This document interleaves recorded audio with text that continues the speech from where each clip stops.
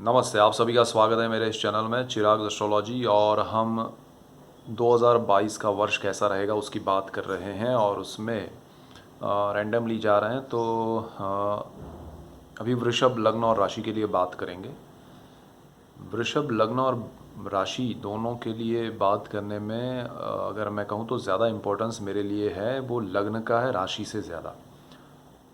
लग्न जो है वो हमारा बर्थ चार्ट है, जन्म कुंडली है, नेटल चार्ट जो हम बोलते हैं, तो उसका इम्पोर्टेंस ज़्यादा है। और जो चंद्र राशि है उसको मैं 15-20% ज़्यादा इम्पोर्टेंस दूंगा और 80% से ज़्यादा आपको उसको मानना है, अपने बर्थ चार्ट को, अपने जन्म लग्न को। जिनका दोनों ही राशि और लग्न एक ही है तो सबसे बेस्ट है। सो वृषभ लग्न और राशि के लिए 2022 का वर्ष कैसा रहेगा, तो उसमें जाने से पहले एक बात करना चाहता हूँ कि आप अपना चार्ट खुद देख लीजिए कि उसमें सिर्फ वृषभ लग्न है इतना जानना ज़रूरी नहीं है, लेकिन बाकी सब ग्रह जो है वो कहाँ पर है, कौन सी स्थिति में है, कौन सी राशि में है, कौन से स्थान में है। जो प्लैनेट्स जिस जिस राशि में है और गोचर, हम जो अभी प्रिडिक्शन की बात करेंगे 2022 के वर्षफल की, तो वो गोचर के ग्रहों के अनुसार होगा। वृषभ लग्न में हज़ारों लाखों करोड़ों लोग हैं, ठीक है, तो उनका हर एक का बर्थ चार्ट मुझे नहीं पता है, वो आपको खुद को आपका चार्ट पता है। इसीलिए हर वृषभ लग्न के लिए रिजल्ट्स अलग अलग होंगे और उसमें आपको पता होना चाहिए कि मेरे बर्थ चार्ट में कौन सा ग्रह कहाँ है और गोचर के प्लैनेट्स उसके साथ क्या कॉम्बिनेशन में आ रहे हैं, उसके साथ महादशाएं जो है वो क्या इफ़ेक्ट कर रही हैं, तो ज़्यादा आपको समझ में आएगा। किसी का वृषभ लग्न में पहले स्थान में राहु है, किसी का 5वें स्थान में राहु है, किसी का 10वें स्थान में है और उसके साथ गोचर का गुरु कनेक्ट हो रहा है, शनि मंगल कुछ भी जो भी ग्रह, तो हर किसी के लिए रिजल्ट्स बदल जाएंगे वृषभ लग्न और राशि वालों के लिए, ठीक है। इसीलिए फ़र्क पड़ता है, किसी को जल्दी तुरंत रिजल्ट मिलते हैं, किसी को देर से मिलते हैं, किसी को मिलते ही नहीं है, किसी की दशाएं ऐसी है कि जो अच्छे रिजल्ट्स दे रहा है वही प्लैनेट की महादशा चल रही है। तो इसीलिए मैं चाहता हूँ कि आपको अपने चार्ट का पता हो, आपका बर्थ चार्ट आपको मालूम होना चाहिए और उसके अकॉर्डिंगली आप ज़्यादा अच्छे से समझ पाएंगे चीज़ों को। और गोचर के जो प्लैनेट्स हैं उसमें भी मेजर जो इफ़ेक्ट्स हैं वो लॉन्ग टर्म के प्लैनेट्स हैं, क्योंकि जुपिटर राहु केतु शनि ये चार जो है वो मेजर इफ़ेक्ट देते हैं, जिनकी और इवन वीनस शुक्र भी, क्योंकि ये सारे ग्रह जो हैं, गुरु 13 मंथ्स के लिए, राहु 18 मंथ्स और शनि जो है 2.5 साल के लिए, केतु राहु दोनों सिमिलर मूवमेंट करते हैं, एक साथ मूव करते हैं 1.5 साल के लिए, तो उनके इफ़ेक्ट्स भी लॉन्ग टर्म के रहते हैं और वो स्ट्रॉन्ग इफ़ेक्ट देते हैं। और बाकी जो है सूर्य जो है वो हर महीने राशि परिवर्तन करते हैं, तो पूरे साल में वो 12 स्थानों में घूम लेते हैं। अब जब वो 12 स्थानों में घूमते हैं तो दो चीज़ें होती हैं, एक तो वो जन्म के आपके जो ग्रह हैं सब उनको भी मिलते हैं और जो गोचर के ग्रह हैं उनको भी मिलते हैं। तो सूर्य का राहु के साथ 2 बार, सपोज़ किसी का राहु वृषभ में है और सूर्य जब वृषभ में आएंगे तब भी उनसे मिलेंगे, बर्थ चार्ट में है तब, और गोचर का भी अभी वृषभ में है और फिर मेष में आएगा तब भी उनसे मिलेंगे। तो राहु सूर्य का जो कॉम्बिनेशन है, 2 बार ग्रहण योग होगा सूर्य का। सो ये इफ़ेक्ट डबल तरह से मिलेगी, लेकिन जब राहु अलग स्थान में है गोचर का और जन्म का, तो जो इफ़ेक्ट होंगी उस स्थान के हिसाब से अलग अलग होगी, तो ये समझना आपके लिए ज़रूरी है।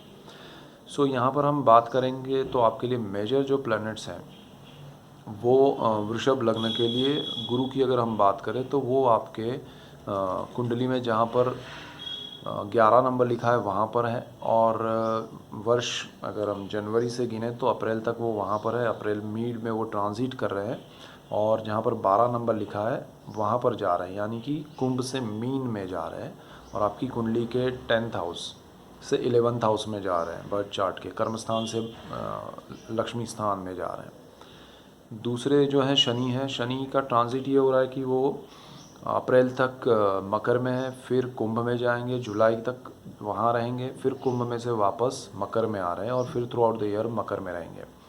तो वो आपकी कुंडली के जो 10 नंबर जहाँ लिखा है वहाँ से 11 नंबर और 11 से फिर 10 नंबर लिखा है वहाँ पर आएंगे।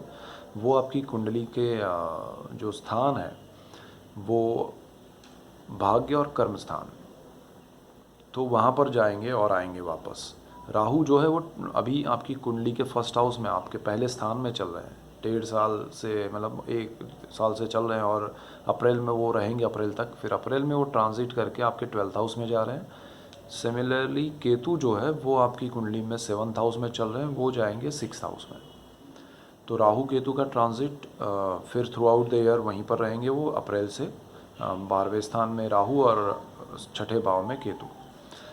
बाकी जो ग्रह हैं वो हर, जैसे सूर्य का महीने में ट्रांजिट होना, शुक्र बुध और मंगल का भी 1 सवा महीना 1.5 महीना उस तरह से ट्रांजिट में इफेक्ट्स रहते हैं, वो आपको देखना है। और चंद्र जो है हर 2-2.5 दिन में राशि परिवर्तन करते हैं, तो वो भी राहु केतु शनि मंगल सबके साथ कॉम्बिनेशन में आते हैं, गुरु के साथ सबके साथ, तो वो इफ़ेक्ट्स उनके भी बदलते हैं। और चंद्र वृषभ लग्न के लिए बहुत इंपॉर्टेंट इसलिए कि वृषभ में वो उच्च के होते हैं, उनकी उच्च राशि है वृषभ। तो वृषभ लग्न के लिए जब भी पूर्णिमा का समय आता है तो बहुत अच्छा होता है, उनको बहुत पॉजिटिव थॉट्स आते हैं, और अमावस आते आते फिर वो नेगेटिव हो जाते हैं। तो चंद्र का ये मूवमेंट उनको इफ़ेक्ट करता है। अब वहीं पर राहु आता है कहीं पर अमावस के टाइम पे, तो वो चीज़ आपके लिए ज़्यादा नेगेटिव हो जाती है। और पूर्णिमा के टाइम पे वो गुरु से मिलते हैं, आपकी कुंडली के गुरु से वो उनका कॉम्बिनेशन होता है, तो वो बहुत पॉजिटिव होता है। बट वृषभ लग्न क्योंकि उच्च राशि है और वो पॉजिटिविटी ज़्यादा बढ़ जाए तो ओवर कॉन्फिडेंस वाली बात हो जाती है। सो यहाँ पर ये सारी चीज़ें समझने के लिए आपको ऑब्जर्वेशन करना पड़ेगा अपने चार्ट का और गोचर के ग्रहों का। सो आपके लिए सबसे इम्पोर्टेंट है, अगर 2022 में अप्रैल तक की पहले बात करें तो गुरु शनि राहु केतु का जो स्थान है वो एक तरह से अच्छा है कि राहु आपको 1.5 साल से, मतलब 1 साल से यहाँ पर है और अप्रैल तक 1.5 साल हो जाएगा, तो वो आपको ये इंडिकेशंस दे रहा है कि आपने लाइफ में किया क्या, आप करना क्या चाहते थे, कहाँ जाना चाहते थे लाइफ में, और आपने वो क्यों नहीं अचीव किया, और किया तो कितना किया, जो आपको आपका पोटेंशियल है या आपकी कैपेसिटी है उतना आपको मिला या नहीं। तो वो अप्रैल तक वही चीज़ आपसे अगेन एंड अगेन वो करवाता रहेगा, एंड देन यू रियलाइज़ कि अरे मुझे सही में ऐसा कुछ करना चाहिए था, ऐसा होना चाहिए था, मैंने क्यों नहीं किया। सो वो सारी चीज़ आप रियलाइज़ करेंगे, एंड देन राहु वहाँ से मूव कर जाएगा 12th हाउस में। 12th हाउस में जाने से पहले आपका ये खुद से जो बात होना, और उसमें जुपिटर जो कि आपके कर्मस्थान में और 11वें स्थान में जो ट्रांजिट करने वाले हैं, तो कर्मस्थान में वो चल रहे हैं। तो राहु और गुरु का एक ऐसा कॉम्बिनेशन चल रहा है कि वो केंद्र भाव में है आपके लिए। तो वृषभ लग्न के लिए वृषभ में राहु का होना और कुंभ में गुरु का होना वो बहुत इम्पोर्टेंट केंद्र योग कर रहा है, और ये केंद्र योग की वजह से आपके लिए एक नेगेटिव भी इफ़ेक्ट मिल रहे हैं। जहाँ आप डिसाइड करना कुछ चाहते हैं, राहु एक तरफ आपको परेशान कर रहा है कि आपने लाइफ में किया क्या, आप पॉजिटिव वे में जा रहे हैं, लेकिन जब भी चंद्र राहु के पास आता है तो ग्रहण योग भी करता है, तो नेगेटिव हो जाना, और गुरु राहु का केंद्र योग होना, ये चीज़ आपको कहीं ना कहीं रॉन्ग डिसीज़न की ओर ले जाती है। अप्रैल तक की अगर हम बात करें तो अप्रैल तक आपको बड़े डिसीज़न लेने हैं तो सोच समझ के लेने चाहिए। आपके आसपास जो लोग हैं, जो आपके पेरेंट्स हैं, फैमिली मेम्बर्स हैं, फ्रेंड्स हैं, जो उस एरिया के जानकार है, जिस भी फील्ड में आपको कुछ करना है, सपोज़ किसी को आर्ट में कुछ करना है, किसी को मैथ्स में कुछ, किसी को केमिस्ट्री में कुछ करना है, या रिसर्च में कुछ करना है, तो जो भी आप करना चाहते हैं उससे रिलेट करते हुए फील्ड का जो मास्टर है या जानकार है उसकी आप राय लीजिए। आप खुद मत कूद पड़िए कि नहीं नहीं हो जाएगा, बिकॉज़ ये राहु गुरु का केंद्र योग आपको थोड़ा परेशान भी करेगा। आपका जो लाइफ का अब तक का जो सोच थी आपकी वो काफ़ी हद तक पिछले 1 साल से बदल गई है। आपका जो एटीट्यूड था या लाइफ को देखने का एक नज़रिया था वो बदल गया है। तो वो ये गुरु के आने से और बदलाव शुरू हुआ है, और गुरु अप्रैल तक यहाँ पर है, राहु भी है, तो उसमें और बदलाव आएगा। तो आप सही डिसीज़न ले रहे हैं या नहीं ले रहे हैं वो भी आपको सोचना पड़ेगा, क्योंकि इसके इफ़ेक्ट्स लॉन्ग टर्म के लिए होंगे।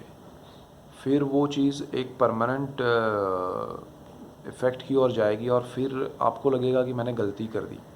तो वो नहीं हो, उसके लिए आपको थोड़ा ध्यान देना पड़ेगा। और राहु क्योंकि फर्स्ट हाउस में है, आपके माइंड के स्थान में, थॉट्स के स्थान में, और गुरु क्योंकि आपके केंद्र भाव में, कर्म स्थान में है, पिता के भी स्थान में है, तो वहाँ पर इन सारी चीज़ों से रिलेट करते हो आप बिज़नेस हो, जॉब हो, उसमें आप रॉन्ग डिसीज़न नहीं ले। बहुत सारे लोगों को होगा कि यार मुझे जॉब नहीं करना है, छोड़ देना चाहिए। दूसरी तरफ आप बिज़नेस में हैं तो आपका 7th हाउस है, वहाँ पर केतु चल रहा है अप्रैल तक, तो 7th हाउस पार्टनरशिप का है, बिज़नेस में पार्टनरशिप चल रही है, राहु गुरु ये कॉम्बिनेशन। तो वो सारी चीज़ें ये हो रही है कि पार्टनरशिप ख़त्म कर देते हैं, मज़ा नहीं आ रहा है, या पार्टनर्स के साथ ठीक नहीं चल रहा है, वो सारी चीज़ें अभी आपके सामने चल रही हैं। बट डिसीज़न आप ले लीजिए, आपको जो सही लग रहा हो, लेकिन 2 बार सोच के, 2-4 ओपिनियन लेके या राय लेके, तो वो अच्छा रहेगा। और उसमें नेगेटिव ये भी नहीं है, क्योंकि राहु यहाँ पर रियलिटी भी दिखाता है। तो राहु यहाँ पर आपके बिजनेस पार्टनर की रियलिटी भी आपको दिखाएगा, आपकी रियलिटी उसके सामने भी आएगी। तो जो फेक होगा, जो एक मुखौटा पहना होगा, वो उतर जाएगा, किसी का भी, आपका या आपके पार्टनर का। तो वो डिसीज़न मेकिंग में वहाँ पर आप दोनों को सही निर्णय पे आना पड़ेगा, वो एक चीज़ है। सो बिज़नेस में हो या जॉब में हो या पार्टनरशिप में हो, कर्मस्थान भी प्रभावित हो रहा है, तो सारी चीज़ें सोच समझ के करें। क्यों ये मैं बात कर रहा हूँ इतना ज़्यादा, क्योंकि केतु और राहु का ट्रांजिट होने वाला है 12th हाउस, और केतु 6th हाउस में जाएगा। 6th हाउस जॉब का है, केतु वहाँ पर प्रॉब्लम क्रिएट करेगा।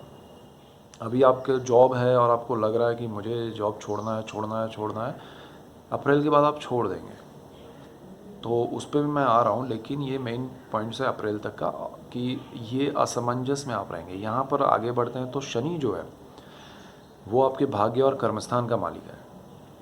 अब भाग्य और कर्मस्थान में शनि का होना, इट इज़ वेरी इंपॉर्टेंट। वृषभ लग्न के लिए शनि बहुत योग कारक है, और शनि ने ही आपको अब तक बचा के रखा है। जो भी आपने रॉन्ग डिसीजन लिए, उसको कहीं ना कहीं राइट करने में या रोकने में या सही दिशा में वापस ले जाने में शनि का योगदान है थ्रू आउट द 1 साल से मैं कहूँ तो। और अप्रैल तक वैसा चलता रहेगा। अगर आप डिसीजन लेंगे तो कोई ना कोई रास्ता आपको मिलेगा, कोई ज़रिया मिलेगा जो आपके लिए सही नहीं होगा तो रोक देगा। This is because of Shani, क्योंकि शनि योग कारक है, भाग्य और कर्म का मालिक है। वो भाग्य स्थान में बैठा है और फिर कर्म स्थान में आएगा, फिर भाग्य स्थान में आ रहा है।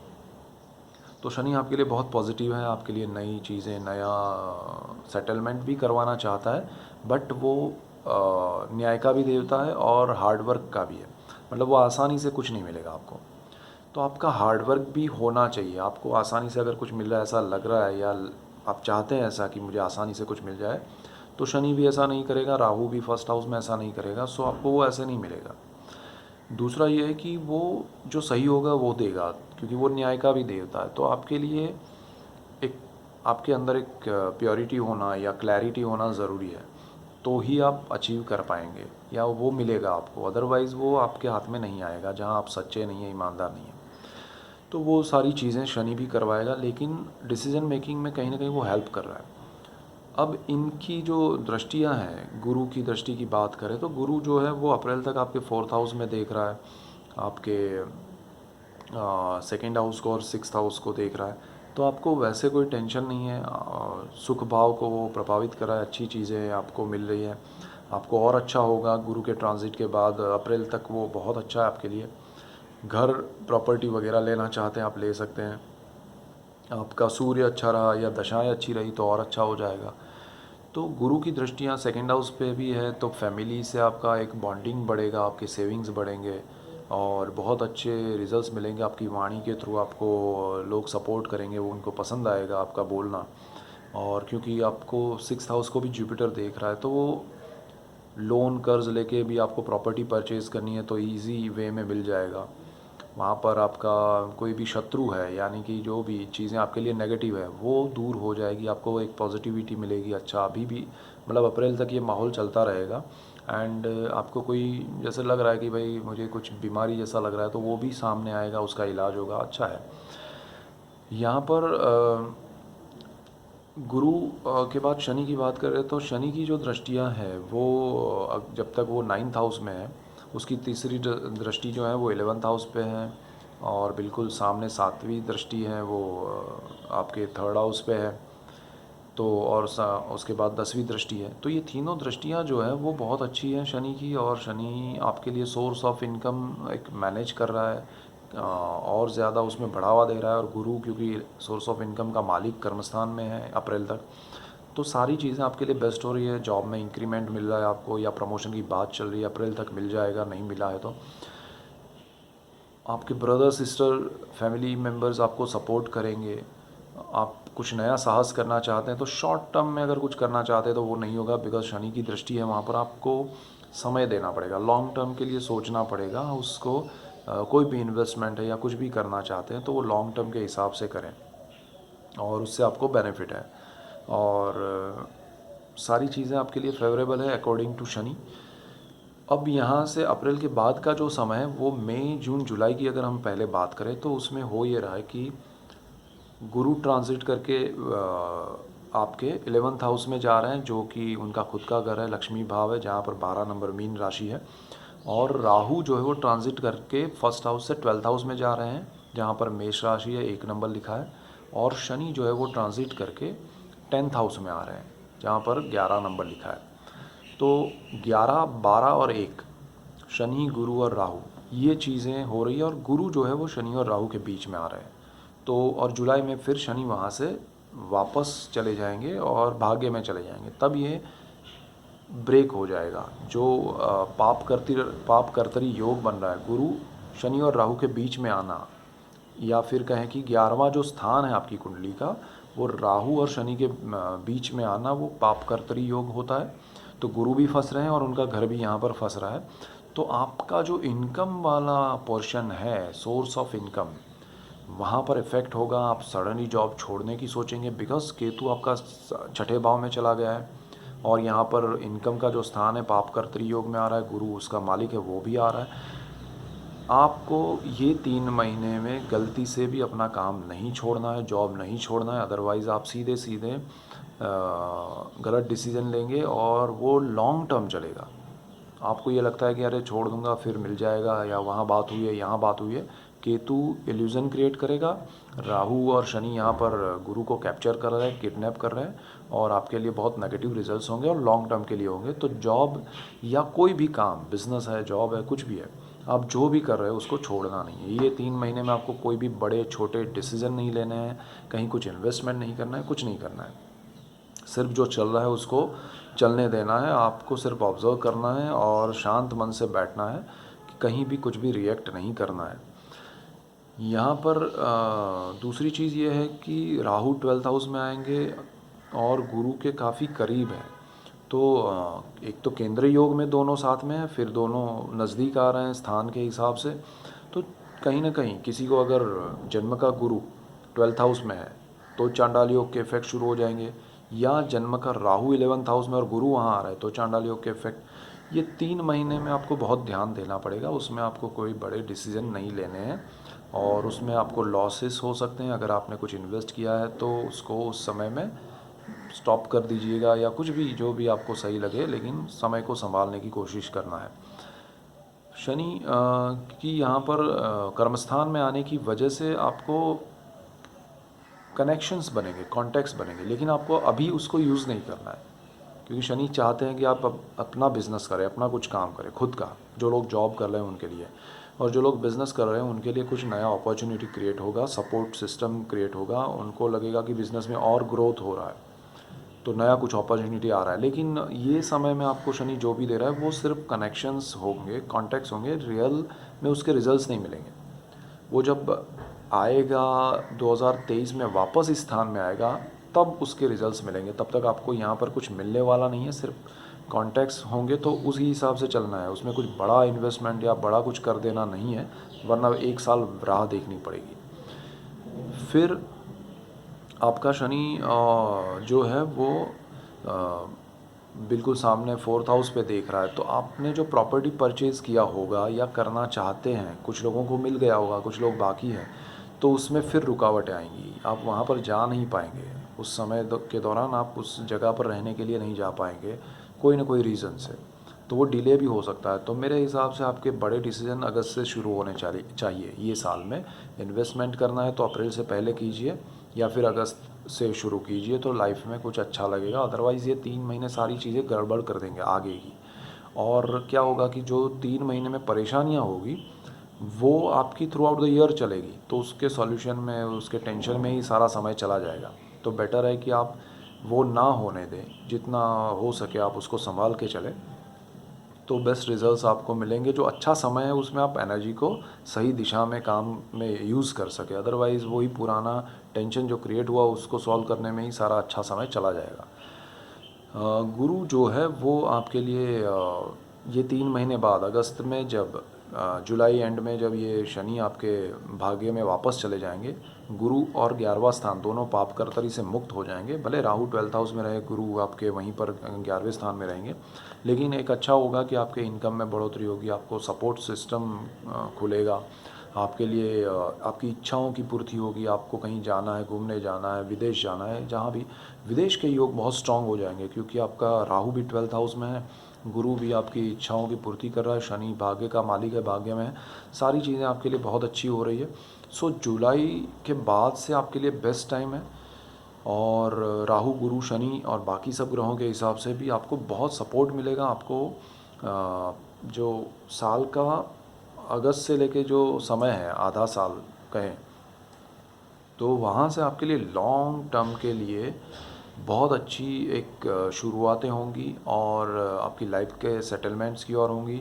चाहे जॉब में आप जिस जगह पर बैठेंगे वहाँ पर परमानेंट लॉन्ग टर्म के लिए बैठेंगे, बिज़नेस लॉन्ग टर्म चलेगा जो भी शुरुआत करेंगे। कंफर्मेशन आएगा अगर आप कुछ पार्ट टाइम कर रहे हैं या थोड़े समय के लिए कर रहे हैं, तो उसमें एक श्योरिटी आएगी कि भाई आप फुल टाइम कर रहे हैं। आपको विदेश में भी कहीं कुछ जॉब है, बिज़नेस है या पढ़ाई करने जाना है, बेस्ट टाइम है वहाँ जाने के लिए, क्योंकि गुरु का सपोर्ट है, गुरु 5th हाउस पे दृष्टि कर रहे हैं। तो थ्रू आउट द ईयर पढ़ने वालों के लिए बहुत अच्छा है, प्रॉपर्टी के लिए अच्छा है और विदेश जाने के लिए अच्छा है। शादी की अगर बात करें तो शादी के लिए आपको थोड़ा ध्यान देना है, क्योंकि शादी में आपका मंगल जो है, अगर उसकी महादशा चल रही है या मंगल किसी भी इन ग्रहों का नक्षत्रपति है या जिसकी दशा चल रही है उसका नक्षत्र लॉर्ड है या मंगल की खुद की दशा चल रही है, जो भी है, अगर मंगल का इफ़ेक्ट पावरफुल रहा आपके चार्ट में तो आपके लिए अच्छे रिजल्ट्स होंगे। आपको सही दिशा मिलेगी, शादी में आपको लाइफ पार्टनर अच्छा मिलेगा। लेकिन अगर मंगल आपके लिए सही नहीं है तो फिर वहाँ पर आपको थोड़ा ध्यान देना पड़ेगा कि आपको जल्दबाजी ना करनी पड़े। और गुरु जब भी, जो अगस्त के बाद गुरु का ट्रांजिट होने के बाद एक गुरु का एक सपोर्ट मिलेगा 7th हाउस को, तो पार्टनरशिप, लाइफ पार्टनर, वो सारी चीज़ें सही हो जाएगी। तो जो भी शादी से रिलेटेड आपको निर्णय लेने हैं तो एक मंगल की पोजीशन अच्छी होनी चाहिए और गुरु अगस्त से अच्छा है आपके लिए थ्रू आउट द ईयर, तो वहाँ पर आप डिसीज़न उस समय में लें तो बेटर डिसीज़न ले पाएंगे। और बाकी आपके सेविंग्स अच्छे रहेंगे, साहस अच्छे होंगे। अगस्त के बाद मैं चाहूँगा कि जो करना है वो अप्रैल से पहले कीजिए या जुलाई के बाद, मई जून जुलाई में आप जो भी है उसको शांत मन से ऑब्ज़र्व कीजिए और कुछ नया मत कीजिए। थ्रू आउट द ईयर बहुत अच्छी अपॉर्चुनिटीज़ मिलती रहेंगी ये 3 महीने छोड़ के, और काफ़ी कुछ फ़र्क होता है अगर ये 3 महीने में ये 3 ग्रह जो है, शनि, गुरु और राहु के नक्षत्र जो है वो अच्छे रहे आपके लिए और उनकी दशा है तो वो बहुत अच्छे रिजल्ट्स देंगे, और उनके नक्षत्र सही नहीं रहे और उनकी दशा है तो बहुत नेगेटिव रिजल्ट्स भी मिल सकते हैं। तो थोड़ा अभी से आप समझ लीजिए कि वो समय में क्या क्या हो सकता है, तो अभी से आप उसको एक मेंटली करके बैठिए प्लान कि भाई ऐसा कुछ हो तो मैं ये करूँगा, वैसा कुछ हो तो मैं वो करूँगी। ये सारा आप डिसाइड कीजिए, थोड़ा प्रिपेयर रहिएगा तो बहुत सा आसान हो जाएगा प्लानिंग करके। हमारे प्लानिंग के हिसाब से नहीं चलता है सब कुछ, लेकिन हमें कुछ पता है तो उस हिसाब से किया हो तो एक सपोर्ट मिलता है, हमें एक मोरली एक मोटिवेशन मिलता है कि ऐसा कुछ होगा तो मैं उसको इस तरह से मैनेज करूँगा। सो ये मेन पॉइंट्स है वृषभ लग्न और राशि के लिए। So that's it for today. Keep watching Chirag's astrology. Thank you for watching. God bless you and good bye.